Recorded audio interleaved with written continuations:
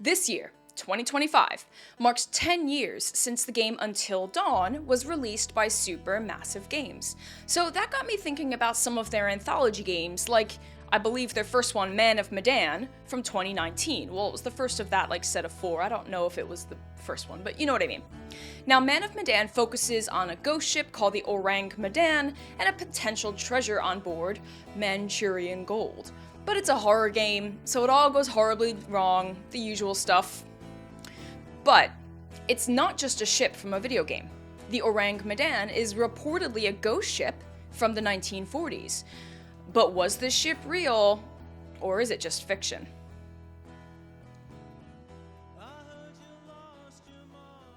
Over the last 85 years, stories about the Ourang Medan, which roughly does translate to Man of Medan, have captured the public's attention. Take a look at this newspaper clipping from the Yorkshire Evening Post, November 21st, 1940. I'll keep it on the screen while I read it out loud. It's really fascinating and apparently the first mention of this ship, so I'm going to read the whole thing. Quote, Mystery SOS from Death Ship. Unwounded bodies found on deck, explosions defeated, boarding party, an eyewitness account of the last phase of a mysterious sea tragedy had been brought to Trieste by a merchant marine officer who went to the rescue of the steamer Ourang Medan off the Solomon Islands last November. Trieste, Thursday. An SOS was flashed from the Ourang Medan asking for a doctor urgently, and she later asked for a warship. This officer found ship's officers and crew dead on the deck with no visible wounds. He had tried to make a hurried escape when the explosion set fire to the ship and burned her to the waterline. We were about 200 miles southwest of the Great Solomon Islands, said the officer, when we intercepted the following signal. SOS from the steamship Ourang Medan, beg ships with shortwave wireless, get touch doctor, urgent. With our shortwave set, we relayed the call for help. Medical stations in Germany, Rome, and France replied. We informed the Ourang Medan and asked her to transmit her request. The Ourang Medan replied with its auxiliary transmitter, probable second officer dead, other members crew also killed, disregard medical consultation, SOS, urgent assistance, warship. The ship gave her position, said the officer, and went on. Crew has ... At this point, the message broke off with words which we failed to make out. Still, we repeated the Ourang Medan's message with our wireless and annulled the appeal to the medical centers. We made wild guesses at what had happened. Mutiny? Piracy? Prisoners' revolt? At the end of the 16 hours, we sighted a big ship on the horizon. It flew no flag, was listing slightly to starboard, and the propeller motionless. From our bridge, we could see it was the Ourang Medan. There was no sign of life on the quarterdeck, and no reply to our shorts through a megaphone. We launched 2 lifeboats, with 8 men in each, and rowed across to the Ourang Medan and boarded her. Bodies of sailors were lying about on the deck. We could find no sign of a wound on any of them. Death seemed to have taken them by surprise at their posts. On the captain's bridge, we found the body of the second officer.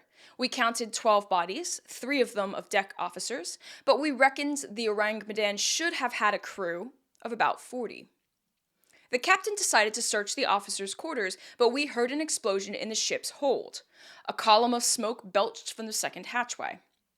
We rowed back to our ship. The explosions were repeated at short intervals, so we withdrew to a safer distance. Soon, nothing was left but the blazing hulk of the Ourang Medan. End quote. Now, this is one of the earliest known sources that we have that references the Ourang Medan. But the problem is that there isn't much in the way of corroborating evidence. Okay, so let's take a step back then. There's a story about a ship with some mysterious SOS warnings, and when a nearby ship approaches to check it out, they saw spooky things on board, heard explosions, left, and watched it sink. Okay, so how can we corroborate this story? First, most obviously, is there a record of a ship named the Ourang Medan? Well, it's been a lot of researchers who were interested in this, and nobody has found one yet. Okay then, what was the ship that relayed that message and went to go check it out? Did that exist? Have we found it? So here's where the story gets a bit more complicated. In 1948, the story was published again in Dutch newspapers, but changes some of the details. Apparently, in 1947, the Ourang Medan sent out the message, "SOS from Ourang Medan. We float. All officers, including the captain, dead in chart room and on the bridge. Probably whole of crew dead." And then later, a message simply said, "I die." This version of the story says that a ship called the Silver Star boarded the Ourang Medan after receiving the distress call and saw all kinds of horrible things. Bodies laying on their backs, staring up with horrified expressions, mouths open in terror, and even apparently the ship's dog, which was a little terrier who was frozen in place with a grimace on its face. The article claims that it was found in the Straits of Malacca, that a survivor swam ashore to the Marshall Islands and told his story to a missionary who then later relayed it to a writer named Silvio Shirley of Trieste. And the newspaper used Silvio as the source, and of course the survivor died right after he told his story, which is convenient. And it's this version that tells a story reminiscent of what we saw in the Man of Medan game, that the ship had a bunch of acids and chemicals on board, which broke open somehow, and the crew was essentially gassed from the fumes. And then, of course, at the end of this 1948 article, the newspaper writes, quote, "This is the last part of our story about the mystery of the Ourang Medan. We must repeat that we don't have any other data on this mystery of the sea, nor can we answer the many unanswered questions in the story. It may seem obvious that the entire story is a fantasy, a thrilling romance of the sea. On the other hand, the author, Silvio Shirley, assures us of the authenticity of the story."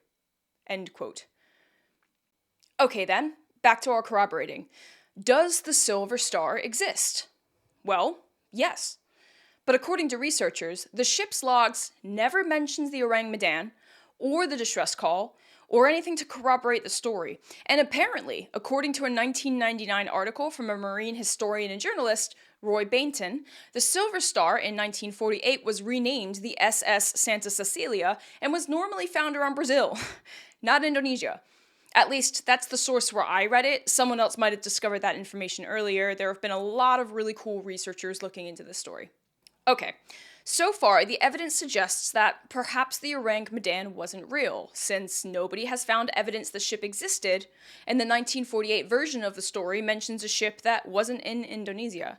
And let's not forget that it's different from the 1940 version, which places the Ourang Medan outside the Solomon Islands, not the Strait of Malacca, and it also doesn't mention chemicals on board or a survivor.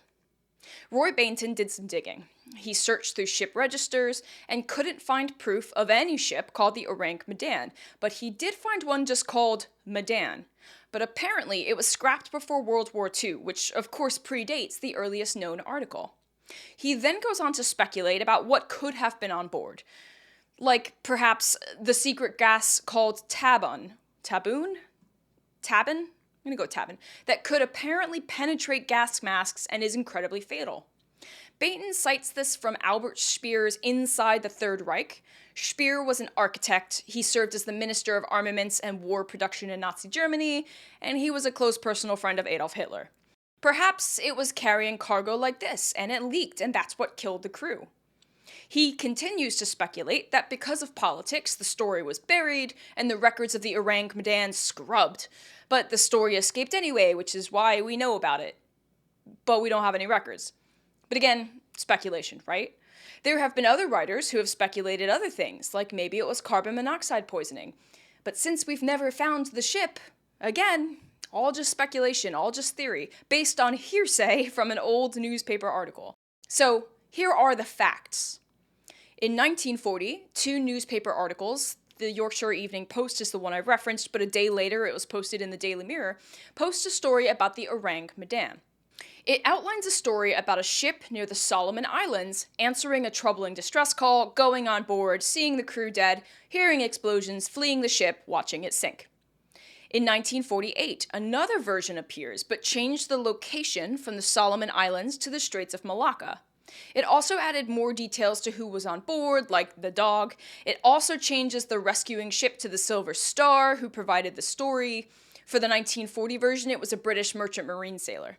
For the 1948 one, it was the Italian writer Silvio Shirley, who's relaying a story he heard from a guy from a supposed survivor, who of course died right after he told a story. There is no record of the Ourang Medan ever existing. The ship from the second story, the Silver Star, wasn't called the Silver Star by the time of the story, and it wouldn't have been in the Straits of Malacca. Everything else is theory and speculation. So based on what we know, I would say that this is made up. But why was it made up? Well, maybe it's another story in a long line of maritime folklore. It could have been a legend or a myth that got mistaken as fact, printed in the papers, and then blown out of proportion. Like the story of the Flying Dutchman, a literal ghost ship doomed to sail the oceans forever and never make port. Maybe it was a fun, sensational story to keep people's minds occupied. Currently, our earliest known version of the story is Britain, 1940. And in September of 1940, when the articles were published, Britain was in the midst of the Battle of Britain, when the German Luftwaffe attacked with air raids. So perhaps a spooky story about a ghost ship could have been entertainment in a very bleak and uncertain time. That's still just speculation, of course, but it's set against a bit of historical context that might explain the timing of its first known appearance. Or maybe it did exist, and something nefarious is keeping the evidence from coming out to light. I mean, who knows? All theories are on the table. But for me, I'm going with the idea that it's just a World War II fiction story that spiraled out of control, becoming an enduring mystery that's still talked about to this day, and has now entered the world of popular culture and video games. Let me know in the comments where you've heard about the Ourang Medan, or what theories you have about it.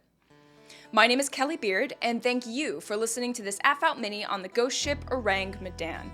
If you enjoyed this episode, go check out some of my other minis, or my longer pod episodes, which drop every other Sunday. Make sure to subscribe so you don't miss out on any more bloody, gross, mysterious, or weird stories from history.